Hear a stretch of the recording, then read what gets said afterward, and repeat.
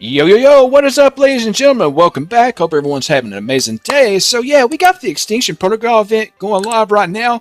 If you guys haven't seen my last video on one of the best strategies to use in getting this completed and getting number one, make sure to check that out. It involves the War Machine and using the Point of Power Trap. But also, there's another strategy in this map, and you guys all know about the Oil Trap method. Well, it actually works with the War Machine as well. So, first things first, we need to get our hands on the War Machine. So if you don't have enough salvage saved up, go ahead and start opening these pumpkins if you're on the Haunted Havoc mode. And luckily, if you get lucky enough, you'll get a War Machine out of those. And then the very next step, we have to grab PhD before we get into this method.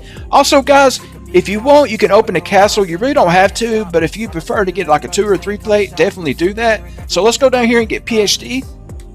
Alright, now that we got our PhD, we need to go grab Vulturate. Make sure you have the Augment Picky Eater selected because you want to be able to refill your Molotovs as much as possible. Alright, once you have Vulturate, if you're at round 10, what I like to do is get rid of all the Buckethead zombies. So, get your stamps from the zombies, give them to the Knot statues. On the 4th stamp, you could just keep that in your pocket. Yeah, I just don't like having the Buckethead zombies spawning when I'm using the Oil Trap, so it just makes things a little easier.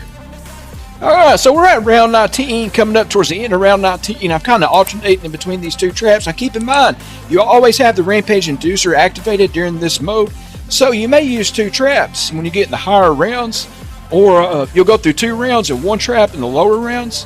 But yeah, just kind of alternate in between traps. Make sure you got those decoys. You can throw decoys in. But yeah, throw them all. You want to start the trap with your gun in your hand, throw a Molotov, and then pull out the War Machine. All your kills will count as War Machine kills.